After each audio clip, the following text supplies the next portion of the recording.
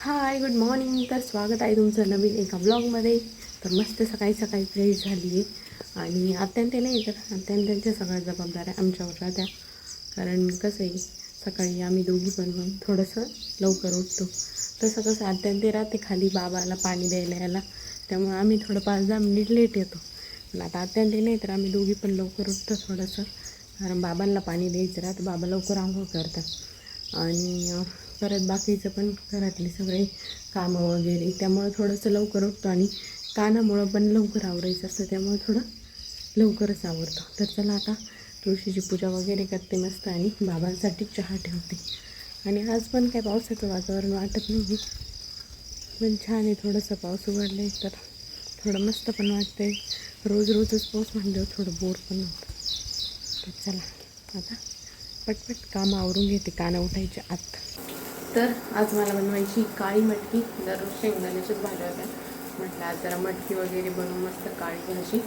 तर इथं मसाला भाजून घेते आणि भात टाकते शिजायला. आता तोपर्यंत मसाला भाजते तोपर्यंत, कारण इलेक्ट्रिक कुकरमध्ये टाकला का मग तिकडं होऊन जातं, त्या तिकडच्या बोर्डवर ठेवायचं तिथं आणि मग तिकडं होऊन जातं.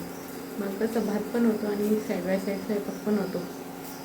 तर चला घेते आवडी. काय वाजायला ओ शेठ, इकडं पा. नाच नाच नाच. पिंगळा इतका आवडतो ना आता का बस. पिंगळा पिंगळा पिंगळा नाच ना. पप्पाला सांग नाचायला, पप्पाला सांग.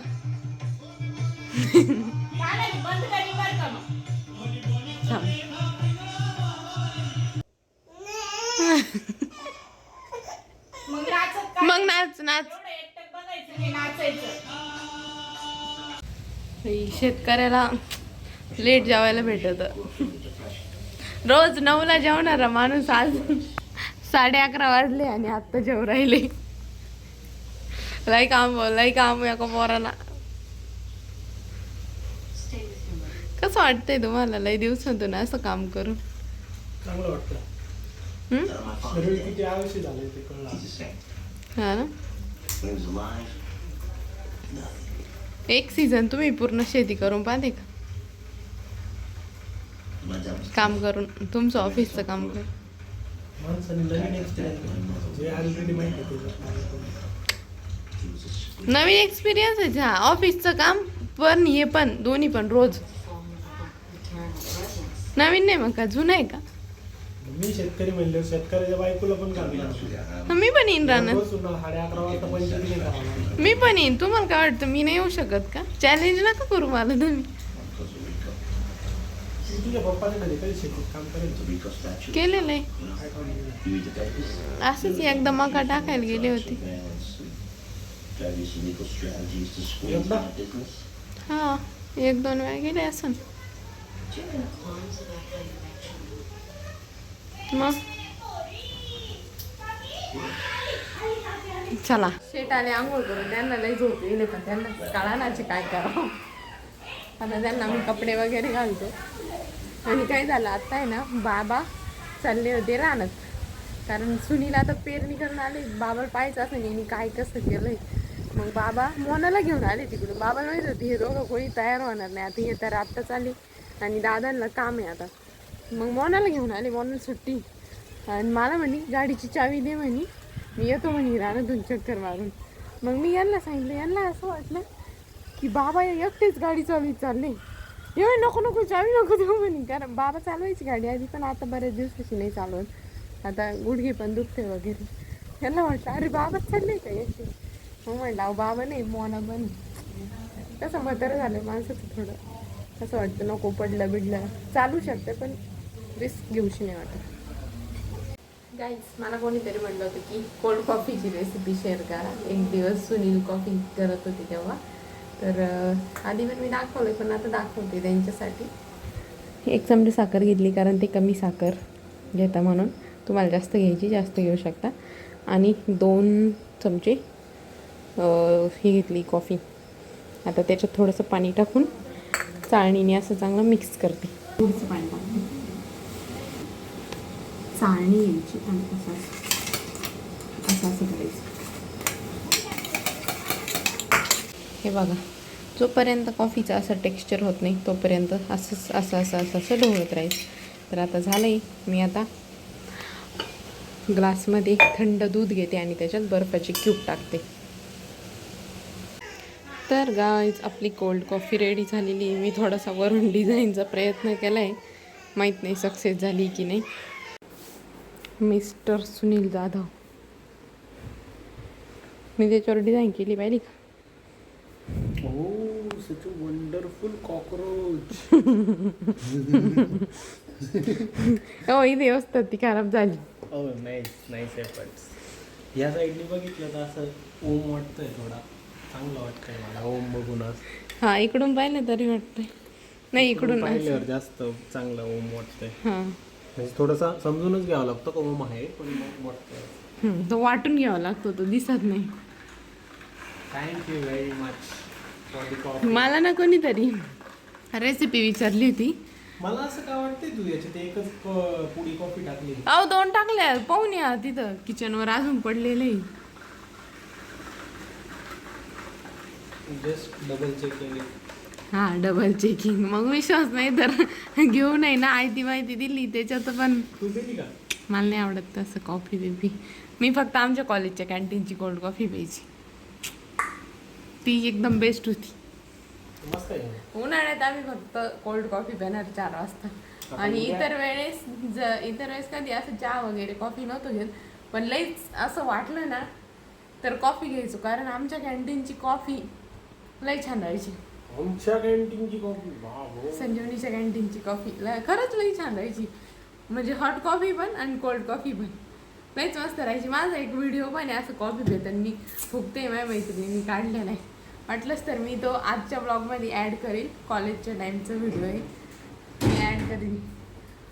आणि कोणाचं जर काही पण दुखत असलं ना, काही पण दुखू, आम्ही फक्त एक कॉफी घेऊन यायचं, ते बरं होऊन जायचं. भाई तू आज कॉफी घेऊन आली तर डायरेक्ट कॉलेजच्या कॅन्टीन मध्येच गेली डायरेक्ट. मला आठवलं ती कोल्ड कॉफी पाहून. ते चेहऱ्यावर असं मला आनंद दिसतो. अहो, लई छान लागायची. तुम्हाला नाही माहिती? तुला प्यायची का कधी परत? आता काय माहिती ते लोक आहे का नाही. परत येऊ देता का मध्ये म्हणजे बा आता? हा, अजून माझा आयडी माझ्याकडेच आहे कॉलेजचं. नाही आता समजा आपल्या दोघांना जाऊन प्यायची असते कॉलेजच्या कॅन्टीनला जाऊन. असं आपलं काही काम असलं तर आपण तिथं रजिस्टर करून मग जाऊ आपण शकतो. लिहू शकतो ना की आम्हाला दोघांना कॉफी प्यायची आहे म्हणून आम्ही चाललोय. असं कशाला सांगायचं आम्हाला दोघांना? अजून माझा तिथं रिझल्ट असन ते आपण काहीतरी कारण घेऊन जाऊ शकतो. काय आलं कारण घेऊन? नाही रे, घेऊन सांगायचं मला माझ्या बायकोला कॉफी प्यायला जायचं. जाऊ देतील का?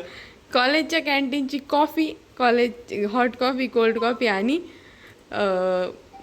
पुलाव एक नंबर होता. Oh my god. आम्हाला एवढं एक अर्जंट काम देऊ दे, मग मी तुझ्याशी बोलतो. नाही, मलाच काम आहे खाली, मी चालली बाय. मला लय मेसेज येत आहे, मला देऊ दे आधी. जा. पटकन देऊ दे म्हणजे मग ती गप्प बसते.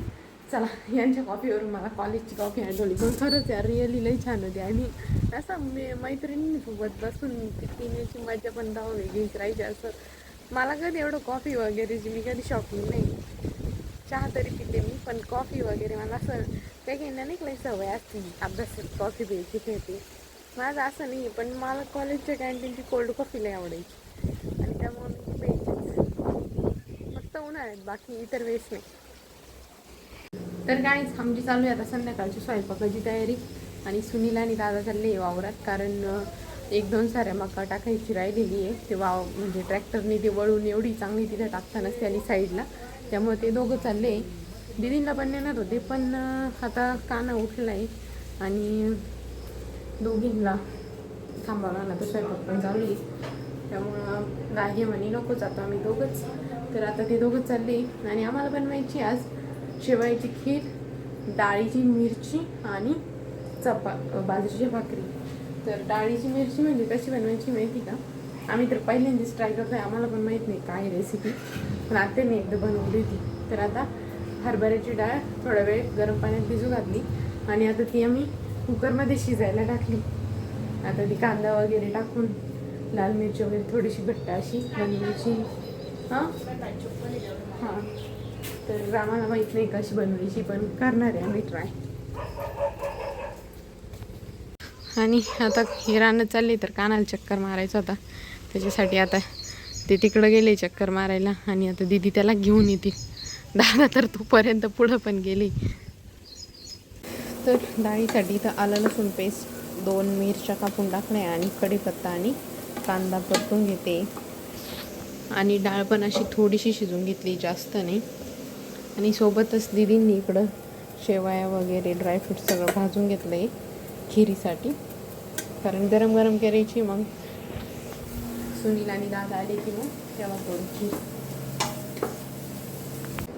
तर यात सगळे काही मसाले टाकून घेतले, लाल तिखट, हळद, धना पावडर, थोडासा हिंग. आणि आता ही डाळ टाकून थोडीशी शिजून देते आणि मग पाणी टाकते. आज आम्ही चौघाची जेवायला. काना गेलाय नानांच्या घरी, नानांना करमू लागायला. इकडं पप्पाच्या घरी बसून जेवायचं काम चालू आहे. खाली तुम्ही राडा बघू शकता, भात कुठं सांडलाय काय. दुसरा घ्या ना, धरा.